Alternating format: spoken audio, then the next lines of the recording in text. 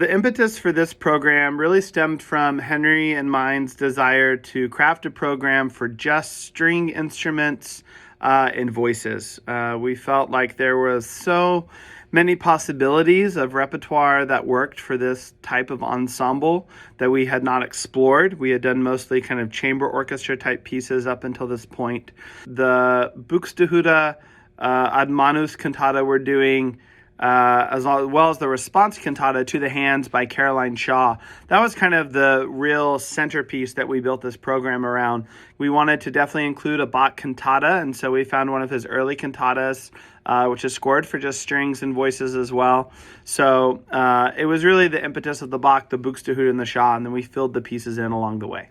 In addition to these centerpiece works, some of the other things we're really excited about is we're doing Eric Whitacre's Water Night for strings, which is just a piece for the Arizona Philharmonic string musicians. This piece is so lush and gorgeous, and we're really excited to share this piece in particular with the Prescott community. And then we also found an early Mendelssohn cantata. He wrote kind of these 8 short cantatas. And then lastly, Petrus Vask's Dona Nobis Pacem. Is a really stunning work that I didn't know. Henry introduced me to it, and it's really powerful, a really powerful prayer for peace, and we thought that would be apt to program for this time as well. So hopefully everyone can take a minute to maybe read some of the email blasts that Henry has sent out. But, you know, Eric Whitacre is a really formidable composer for me. I was a young student in undergrad majoring in finance, and Eric Whitacre was one of the big reasons I decided to change my major to music. In fact, it was the piece Water Night that I really remember being so powerful. But Caroline Shaw, again, was the topic of my doctoral research. I've published a scholarly article on her work. I was able to interview her multiple times during that process. She's the youngest winner of the Pulitzer Prize. She's collaborated with some of the greatest artists of today. She's been on shows like Mozart in the Jungle. She's been on tour with Kanye West.